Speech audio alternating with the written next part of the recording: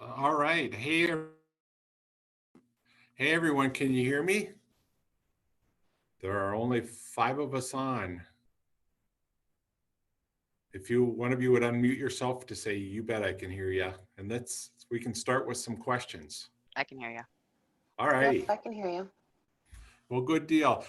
Well, there are only five of us, and let's just start with your questions. I have a couple of updates, but not really many. So, do any of you have any specific questions?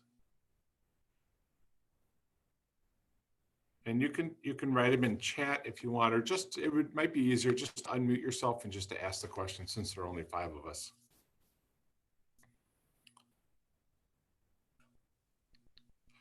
So I'll just start with just a couple of updates. Um, we we still don't have the final numbers of students going online full-time virtual, which is important for us to really assess like where lockers and how students travel. Can we do certain things or can't we do certain things? But what we do know is in fifth grade, we are going to try to do classes more by cohort.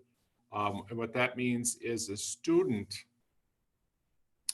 in like first hour will travel together, except for specials and recess, of course, throughout the day. And they're going to try to arrange students so that there is as little interaction and touch surfaces, etc., as possible. Um, and in sixth grade, we're going to try to do lockers every other locker. Um, and do cohorts as well. So students will travel together throughout the day, except for specials and recess. So that really is the only change that is going on, um, or that has changed since the plan that I sent out to all the parents and teachers. So are there any questions about that?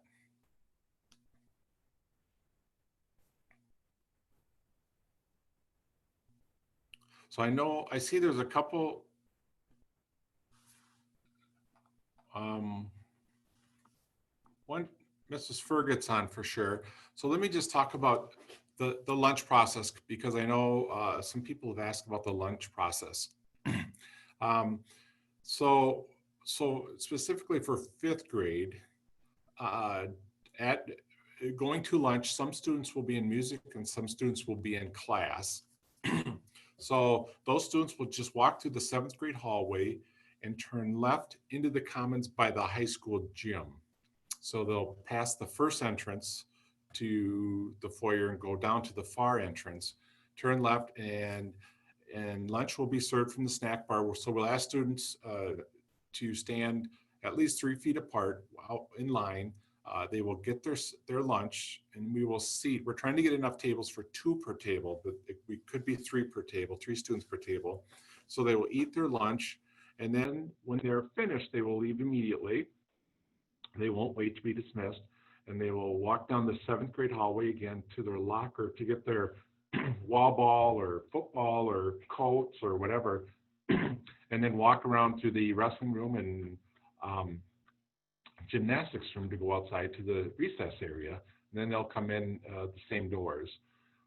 So sixth grade will do a similar process, and VAMs, they will walk up the steps by the cafeteria and go down the hallway by the nurse and the computer labs, and then turn right and go through the foyer and then enter the commons by the high school gym and do the same thing.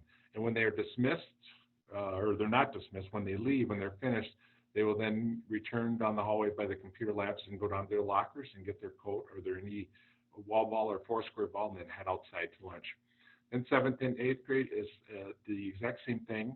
They will just proceed down the hall through the foyer and then enter into the commons to get their lunch and then head outside as soon as they are finished eating, sitting 2 to 3 students per table.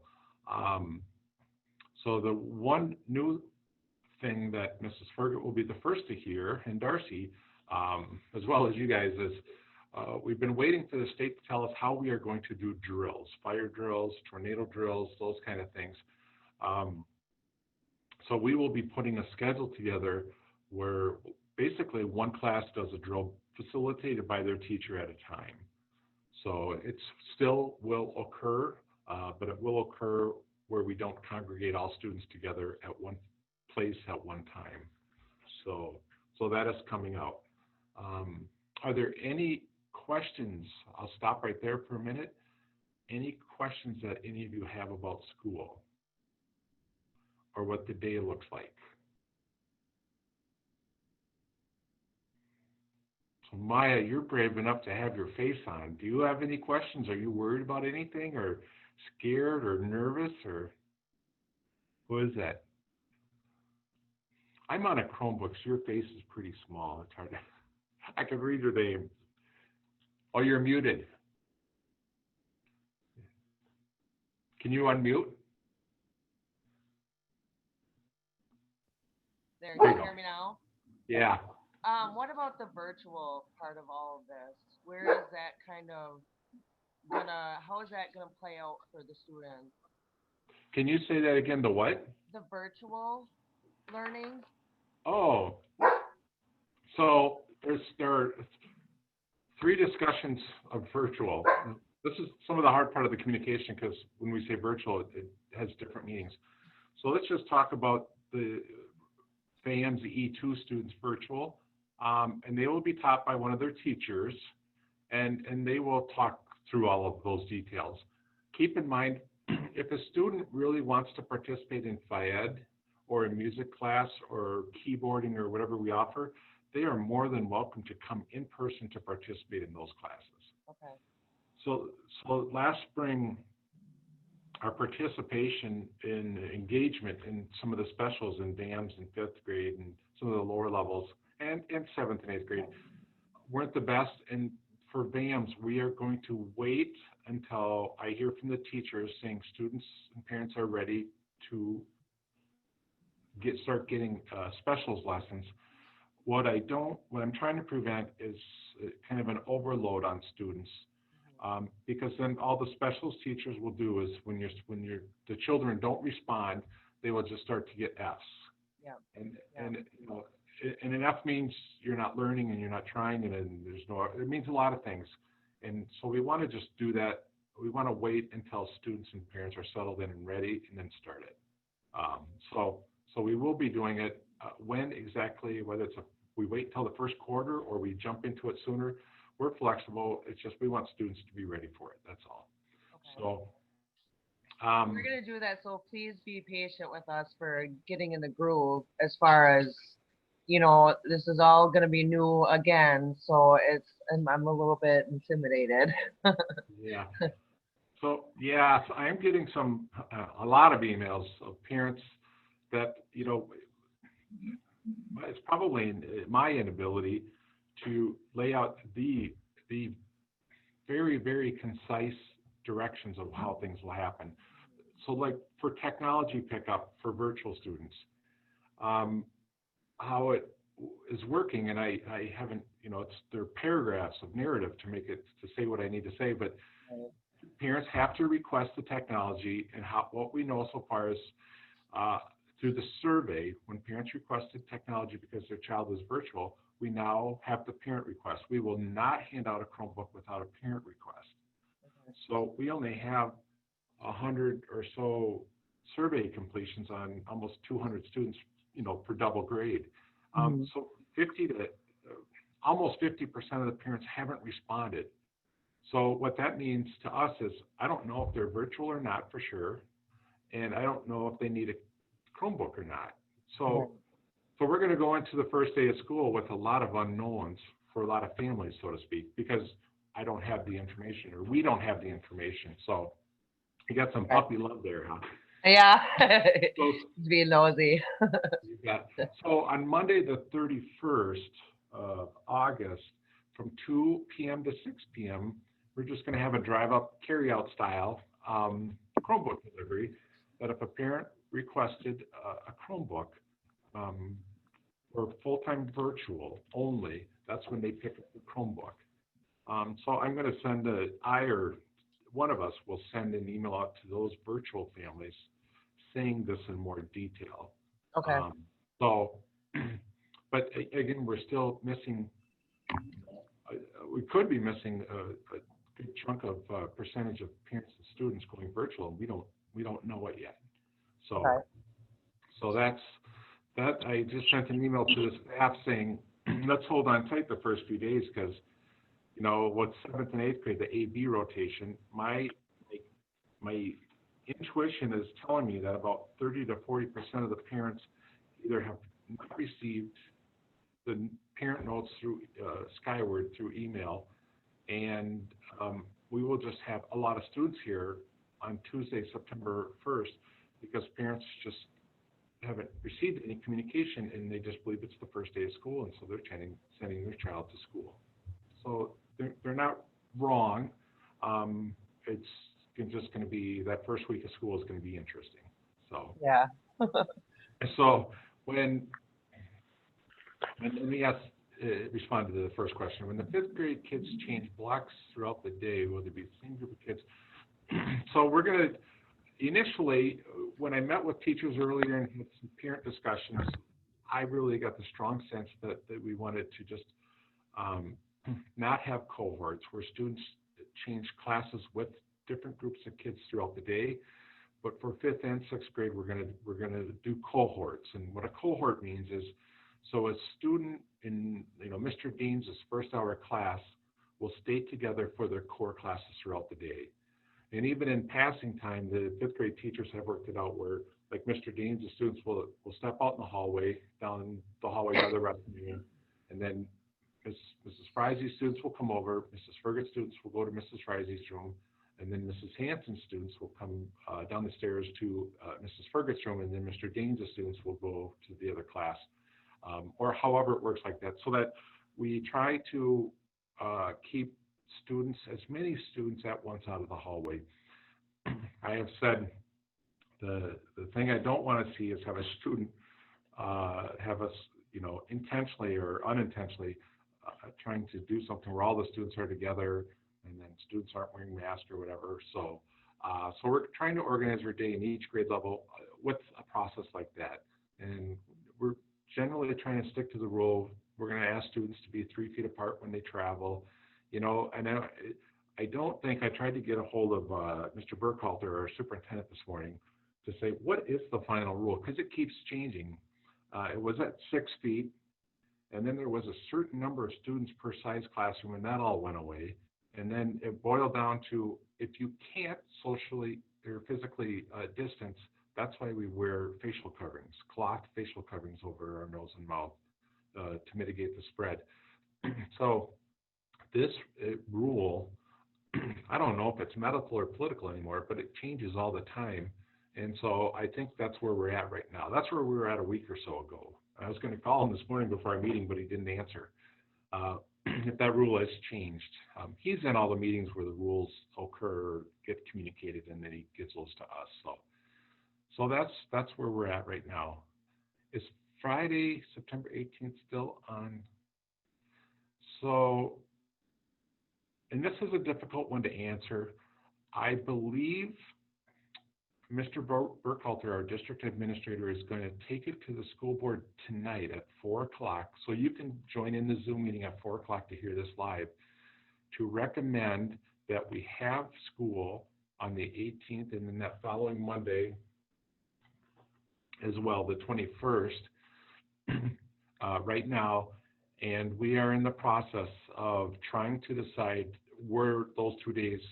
So because we've added 2 days on to the student schedule, we need to take 2 days off somewhere. And our teachers, I know, are discussing this right now, what works best for them. So those recommendations are coming into our Mr. Burkhalter to adjust the calendar. So that's the plan. Now, if the school board does not approve it, then it won't be the plan. So, but that meeting will occur at 4 o'clock today. So I want to say yes to that, but I can't say yes to that yet until the school board approves it. Since fifth graders are new with their lockers, do they get to decorate or put shells in tomorrow? Yes. Yes, I have received quite a few emails or messages saying, can I schedule just an individual time for my child to come in when no one's around to set up their locker? And so that question means that Tracy, you did receive the email I sent Monday, or Darcy actually sent it for me. So yes, we will have, and I just learned right now, and I wish I would have knew this when I sent the email, but I didn't, that Darcy will actually have the 5th grade locks ready. So if 5th grade parents, and if some of you are connected with other parents, if you bring $5 with you, you can purchase your lock too. Certainly you can decorate the inside of the locker tomorrow. We scheduled it for, I think, a half hour. So that's enough time to really put your stuff in there and set up a few things, and to get it fairly set up right now so the student feels comfortable. And I know throughout the school year they're always redecorating it. Students love their lockers, so yes is the answer to that. So that Thank you. This is Tracy. I just wanted to ask another follow-up to that. So are they to also bring in their school supplies then, or is there going to be another time for that? If a student wants to bring in their school supplies, that is fine. If they want to bring them on Tuesday, the first day of school, that's fine too. Okay, thanks. Yeah, it's, I think teachers will be ready for students if they bring it. If a student doesn't come in tomorrow, the teachers are still ready to do the same thing on Tuesday the 1st. So we're trying to be flexible and accommodating as much as possible with that. So yeah. Any other questions? Mrs. Fergut, if you're listening, is there anything that you think I should talk about with the few parents that are on that I haven't spoken to yet? That will help ease the pressure and get us ready.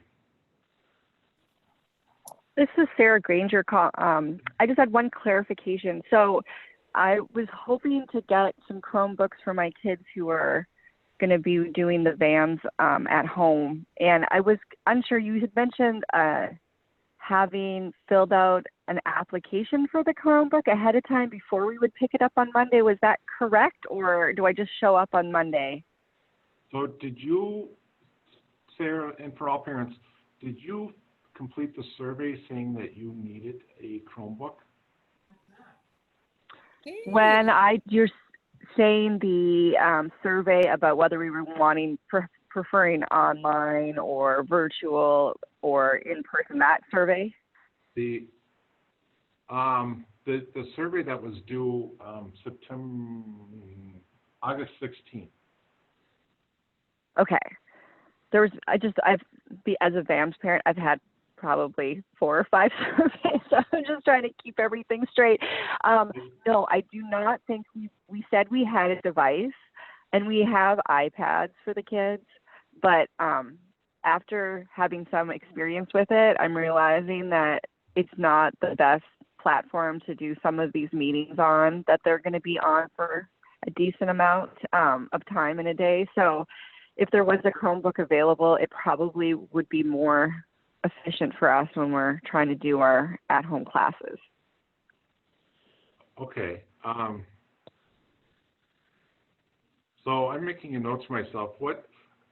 Your question is a good one, and I'm just rethinking this, that I might just do a brief memo to everyone with some of these directions, because, and you're right. I said it in our meeting the other day. I said, parents, this is getting confusing. I said, parents have received so many surveys that they have lost track of which survey is which and which one's important and which. I get a lot of surveys as a middle school principal, and to be honest with you, I don't complete a lot of them because they're 40 minutes of time and it gives me nothing. And so I would guess parents are feeling the same way as I feel after the first survey or two, and there's no real feedback or response to it. So I'm going to just make a note here to myself to send parents an email with more specific directions I think I'm just gonna have them email me for a Chromebook request. Because we won't, if a random student just walks up and says, I'd like a Chromebook, we are not giving those out. Right. I figured that was the case. I just want to say I have no hard feelings about getting a bunch of surveys. I know it was really hard to figure out exactly what direction to go and clarify with folks. So not complaining, but I just wanted to make sure that I didn't show up and find out that I'd done it wrong. And so I have one E2 student, and then I also have an E1 student, which so obviously you're not responsible for that one, but the same thing I would want for that person as well, or that student as well. So Yeah, perfect and good. So you will get the E2 because you have a child in the E2. You'll get right. So perfect. Perfect. Thank you very much. That's a good question. Yes. Yes. Mr. Schneider, Yeah. it's Mrs. Ferget here. Yeah. And I've been in and out, well, people have been coming and going, so I didn't catch everything. But I have had a few parents ask me about bringing in their own Chromebook from home. And again, you may have covered this, but I wasn't sure where that was at. Yeah, good question. So I will add this to it as well. So if students do have their own device to use in class or at home, that would be wonderful. Obviously, there will be some discussion about it because, and I'm going to try not to be cynical or smart with this, but a lot of students, as they get older, they believe they can write their papers and do everything they do with a Chromebook on their cell phone. So the one thing that probably won't fly, that will not fly, is if a student wants to have their cell phone and listening to music and playing on it, pretending that they're doing all of the things they need to do for their class that they would need a keyboard for with their cell phone. So when we say bring your own device, students will hear that as great. I can carry my cell phone, and from a teacher's point of view, it really means have a Chromebook or a laptop that you use when you need one. And this is bring your own device. It's always been kind of we support that, but we have enough technology here. We really haven't needed to push it. And right now, with the COVID and all of the virtual students and 7 through 12 going 3 days virtual, every device is going to be accounted for in a different way. So we need to talk a little bit more about bringing your own device. And if you have one, yes, do not request one and just use it. Just use your own. That would be the best. Last year, for middle school, all of middle school and high school, with parent requests for Chromebooks, I'm losing track of the exact number, but I think we only gave out about 100 or 150 Chromebooks with parent request. Out of close to 700, 800 students, that's not very many. So that means that many parents or students had their own device and didn't want one. That's school issue. So that's a good thing. So we know parents and students have their own devices. So a lot of them do. So yeah, good question. Any other question or concern?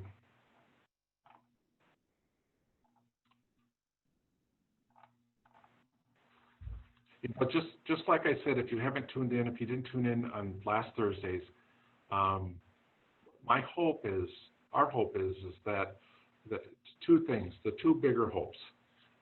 One is that after a day or two, well, the first week of school, I should say that. The first week of school is always kind of hectic and chaotic. Students are nervous, they get lost, they can't open their lock, they get worried. All of these things happen. COVID or pre-COVID. That's just the way it is. After the first week or so of school, all the students settle in. Their confidence has grown. They know where they're going. They know what to expect. They've gotten to know their teachers a little bit. They've figured out the recess and lunch thing, their locker, everything, and it's a regular day of school. It just feels normal. And my hope I guess our hope is that after the first week of school this year, even with the little nuances and changes because of COVID, students will feel like it's a regular day of school, and they essentially have their life back, their school back, their friends back, all of the routines that are so precious to them and they value. Even though they will be a little different, but they have that back. And some students just blossom with technology and virtual learning. And so this is an interesting time, for us, for all of us, that will occur. So the other thing that I'm really hoping for, I would say we're hoping for, and I'll really include the parents and students in this too, is that when your child has a symptom or two, whether it's the cold or flu or COVID, or that's the hard part because the symptoms are so similar. They are exact, matter of fact. It is much better to stay home for a couple of days just to rule out the worsening of it over a couple of days and let the child get some rest and recover or get over it or whatever, or for the parent to elect to get tested if they're worried it could be COVID or however you want to proceed as parents. But the thing that I worry about is that a parent, and the asymptomatic is the most difficult to talk about because parents and students don't know their child has contracted COVID, and they come to school as though everything is normal, and to them it is normal because there are no symptoms. But the thing that worries me the most is that, Tracy, you asked a question, so I'll just identify you as that. So you send your child to school and they contract COVID and they bring it home to your family. And then the spread just doesn't happen at school. It is much greater. And I can't say it strongly enough that if your child is having some symptoms, keep them home for a couple of days, because that one little decision could save all of us that are here today from potentially being exposed or bringing COVID home to you. So if you guys are on social media, if you say one thing for me, say please keep your child or children home if they are experiencing any of these symptoms, because that is the biggest thing, along with wearing facial coverings. So, all right, question here.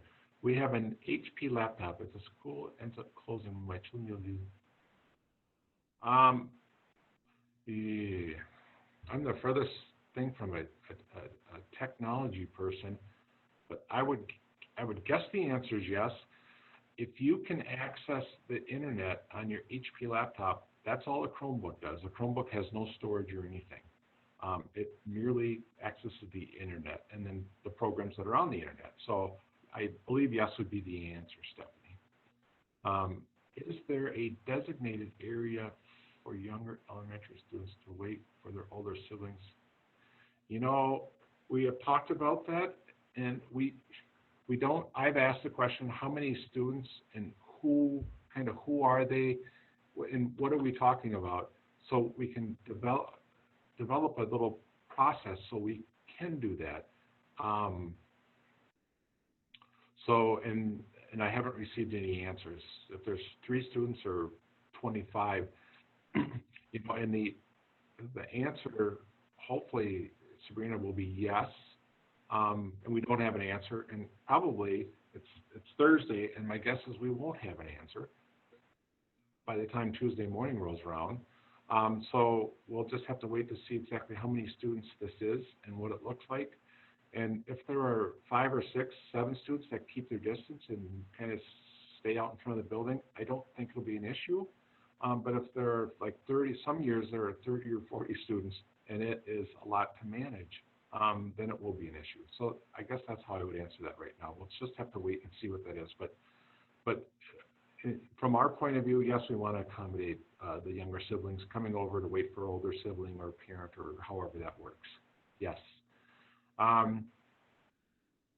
Is the middle school orientation video posted online?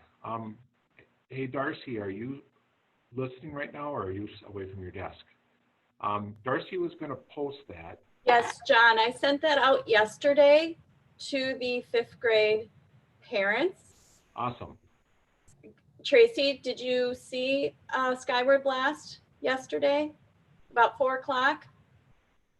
I didn't, but let me just check my other email folders just to make sure. But thank you. I'll look for it.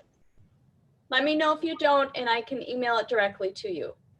Okay, thank you. Great. Thanks, Darcy. My son, Brock, will need to wait for his older sister. Yes. So yeah, if you could just tell Brock to just try to physically distance and just wait at one of the tables in the comments for his sister, that would be wonderful. If it's nice out, he can be out in front. He doesn't need to come in the building. You know, if he wants to just kind of hang out in front of the entrance. Probably the most important thing is wherever he's going to be, if you work that out with his sister, so she knows exactly where to try to locate him. So, and by which entrance. So I'm answering this in general for everybody. If the older sibling is a 5th or 6th grader, they should be down by the pool. 7th and 8th grader by the foyer, and then high schooler by the high school commons entrance. So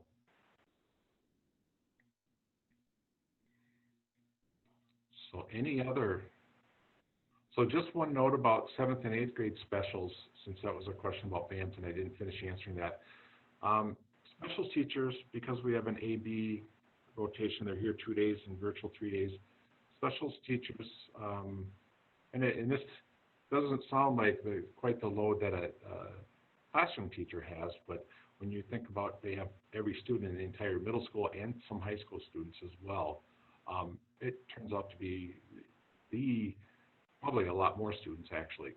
So specials teachers are asked, they will have one in-person class a week, and then they're asked to develop one virtual class per week, which they will record on Screencastify, and it'll come through, communicated through Google Classroom. And teachers have been asked to make one of those to be able to provide a grade for one virtual lesson a week and one in-person lesson a week. So, and then students who are with Edmentum, they can take specials through Edmentum, or they can come in for a couple of in-person classes as well. That is perfectly okay. So, and students, it was asked at a previous meeting too, can students bring their own snack? I mean, I know there's a heightened awareness of food, and I know we haven't covered all the rules here at school yet. You know, if a food product is individually wrapped where there's no chance of another person touching it, that it appears to be okay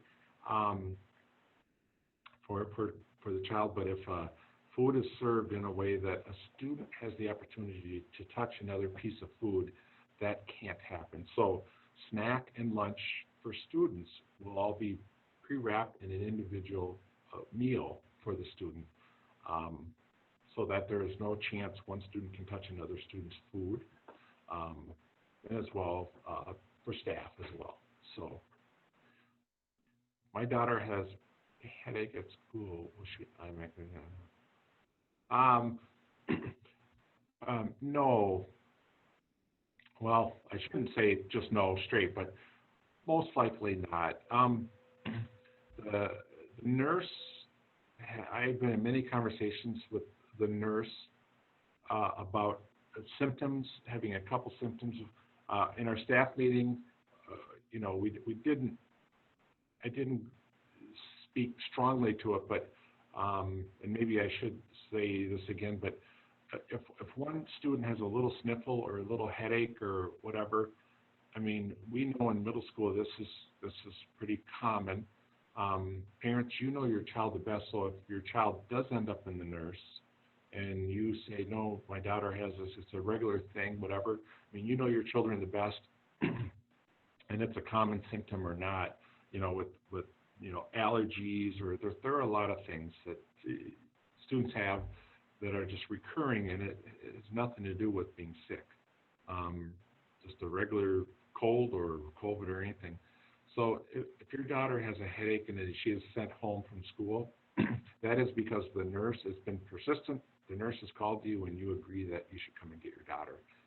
but no, she might be sent to the nurse. If your daughter says to her teacher, I have a really bad headache, I want to go see the nurse, that's fine. But then whatever the nurse does can do for your daughter and sends your daughter back to class, then that probably is what will happen. So the thing we can't do is overreact as well. With every little sniffle, that means a student is out for 10 days or 14 days. That can't happen. Even siblings, if there isn't evidence that a sibling has symptoms, we really should not be sending the child home until we understand what's going on with the family unit, so to speak, because the nurse will check that out. Because some families coexist where there's this one child in high school and one child in early middle school, and they really aren't in that much contact at home besides the surfaces they touch. And so there are families where one member of the family, even though they are around each other quite a bit, is diagnosed and the other members of the family are not diagnosed.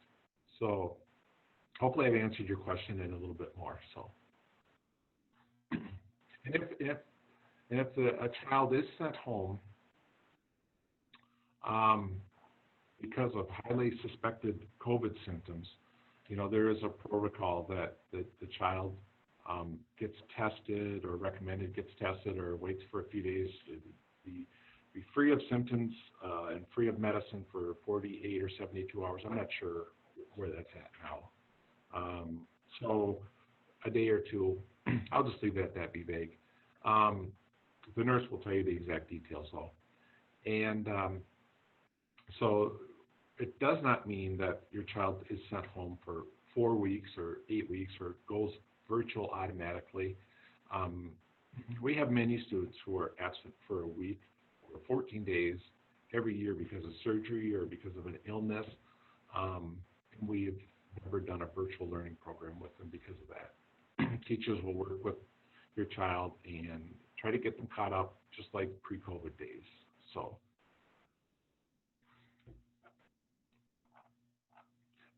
Is there any other question? Mr. Schneider? Yeah. Excuse me.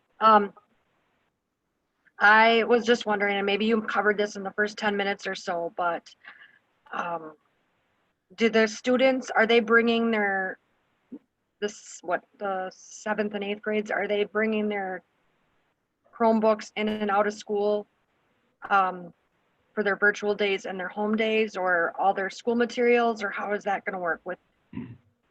Yeah, that's a good question. They've all been good questions. So, and we've gone back and forth with this. I think where we're at right now, and let me just say, this is where we're at right now, unless your teacher tells you differently, is that the Chromebooks stay home to try to prevent as much travel and damage as possible. So keep Chromebooks home. And what we've done at school, when a 7th and 8th grade teacher needs to use a computer lab, is we have prioritized the 3 computer labs we have here for 7th and 8th grade. So leave the Chromebook home, and when your child is at school, they will have access to a computer. Okay, that's right. They're at Google, so they can access it from anywhere, right? Yeah. So that makes sense. That makes sense. So yeah, because I'm like, when I was shopping for all those school supplies yesterday, I'm like, oh my God, are they going to be hauling all this stuff back and forth? Yeah. And then did you cover anything do you know anything about the bus situation as to what their procedures are going to be for the busing at all, or? Yeah, a little bit. So the transportation, I know that we are not doing in-town pickups this year, or starting the year anyway. The bus, we have a capacity. There are limits on the bus, and this is where it's going to get kind of sticky. And they're trying to work out the routes so that this does not occur, but it could.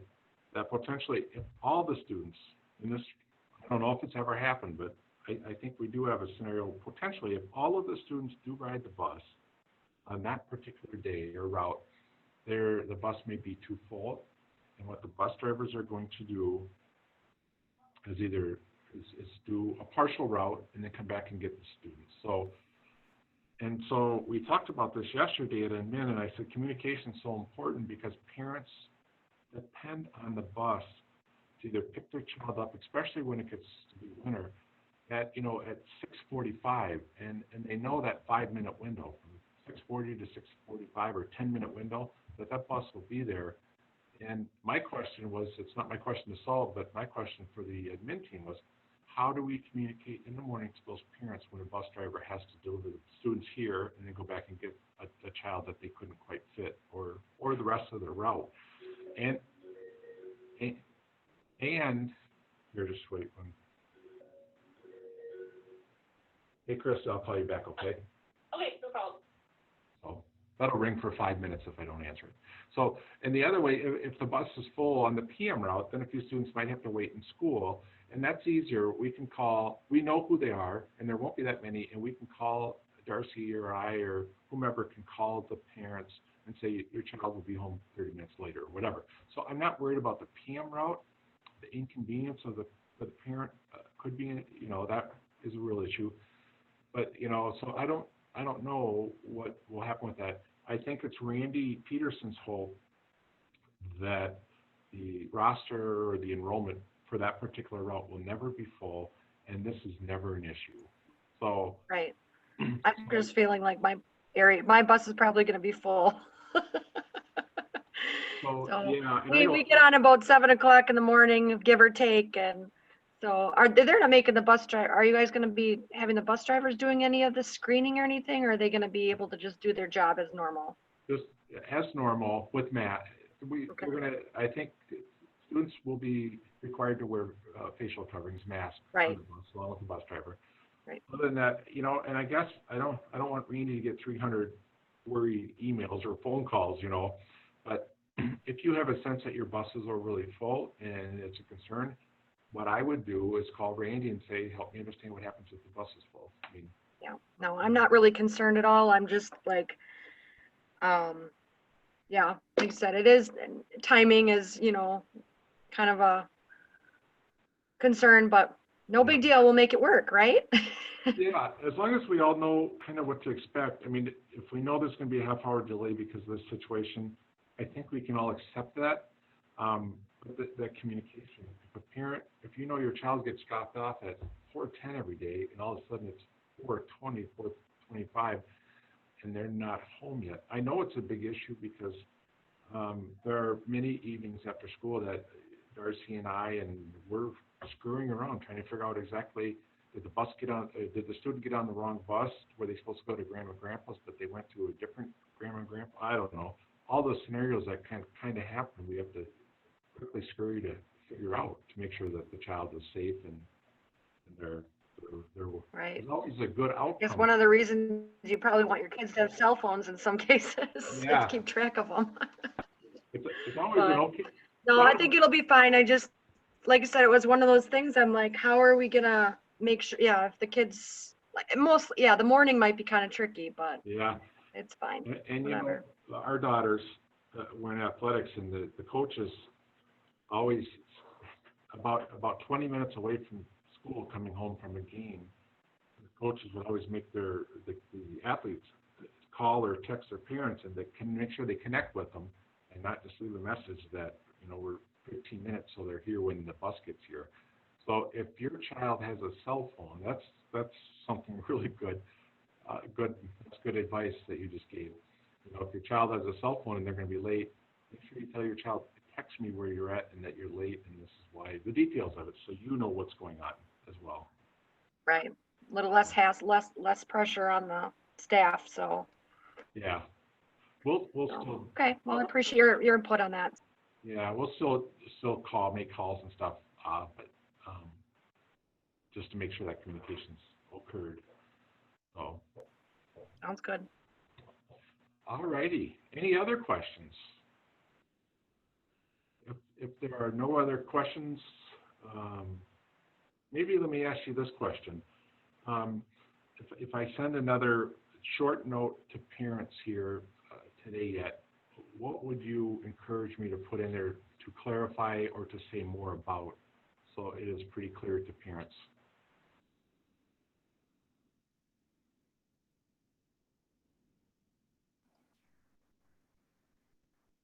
Because and we're all guilty of this, when we write something, it's perfectly clear to us, but to the reader, it's always kind of, we're never quite sure if it's clear or not. The earliest. Yeah, let me just speak to that just for a second, because this is a dilemma that I don't have a good answer for. So we don't want students congregating in the morning, because last year students would show up anywhere between 7:15 to 7:45, and they would wait in the commons or the library. So they would be, a good number of students waiting. So we want to eliminate that. We can't have that. And so that pushes the problem, saying, what I've communicated is, and I can re-communicate it, is that if you can get here as close to 8 o'clock, 7:50, 7:55 as possible, get your materials from your locker and then go straight to your classroom. But then that forces a lot of students walking in the entrance at the same time. And I don't think if there's a good solution, I can't find it. So 7:50, but I will, so there is no good solution to that, I don't think. But the other issue is too, we have parents who work in the morning and their schedule is irregular, for the most part. Sometimes they have to drop their child off at 7 a.m. because that's their only mode of transportation to get their child to school that day, if the child is coming to school. So then we have a student sitting here from 7 o'clock on. So we know that's real and we know it's going to happen. So maybe I should put a note in there too, arrive earlier. I'm going to have students wait in the commons or the foyer, because most days I am here by 7 a.m. A lot of times 6:30. And so we always like to say there is an adult around to supervise students, regardless of the time of day or wherever. And that's kind of passive supervision. Students know I'm in the office if they need something. They just wait out in the commons though. So maybe I'll say a word about that too as well. So good. Any other issue that you think parents are still kind of confused about out there? If you're on social media, are the parents asking any questions about what is the school doing about this, or what do you think is going on with this? If you could let me know that right now, that'd be wonderful. And please, and this information is helpful, even if it's kind of embarrassing, that I haven't done a good job communicating. But if you know or I've read something on social media that parents are confused about this, if you'd let me know that would be wonderful, so I can help clarify it. And if you're typing, that's fine. If you just want to unmute and just say it, that's fine too.